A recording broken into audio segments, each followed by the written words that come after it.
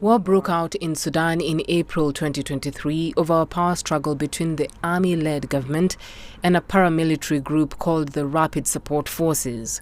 Early peace efforts failed to halt the fighting, and it quickly spiraled out of control, effectively shutting down the country's commercial capital, Khartoum, and crushing many sectors of the economy.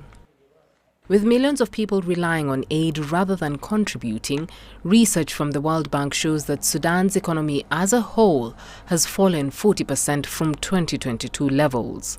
Experts say much of the current output is actually helping to grease the country's war machine.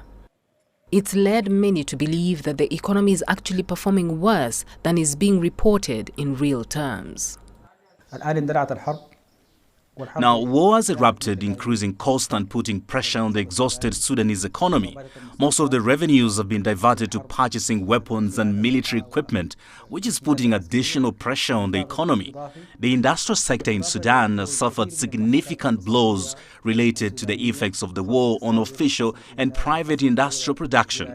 It is true that the Chambers of Commerce have estimated losses to the industrial sector at approximately $50 billion.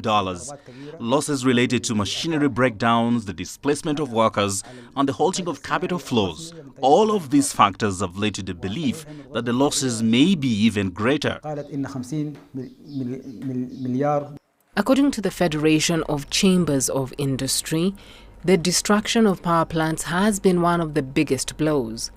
Many businesses and factories couldn't cope with the rising energy costs, and the agricultural sector also suffered as a result.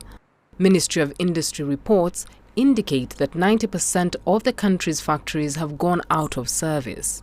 The private sector has suffered enormous losses due to the fall in demand for certain services and goods. Meanwhile, credit has been almost impossible to get due to the shutting down of hundreds of banks. This has been devastating for Sudanese treasury. Meanwhile, some big business owners, many of whom are returning to Khartoum since the army retook it, say their stock has been wiped out by looting and aggression. I lost merchandise in my stores worth approximately 6 to 7 billion Sudanese pounds.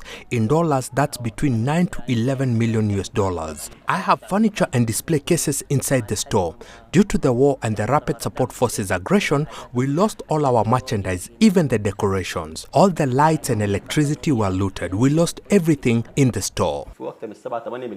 The smallest store we have had more than 7 to 8 billion Sudanese pounds worth of merchandise. That's approximately 11 to 13 million US dollars. We lost 17 stores, all of which were destroyed. Nothing remained of them. The decor, furniture, display cases, and everything else was lost. We also had iron storage that was stolen, as were the air conditioners and cooling units.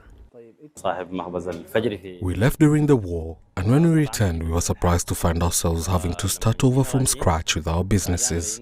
We found most of our items stolen, including our electricity cables. We are severely affected by the theft of electricity cables. We are currently trying to operate with generators, but the cables in the entire area, even in our homes, have been stolen. The Sudanese economy will move on from this blow. The people's resilience and courage will make sure of that. But just when the recovery can begin and how long it takes is still unknown, and is something even the best experts are hesitant to estimate. Beryl Oro, CGTN.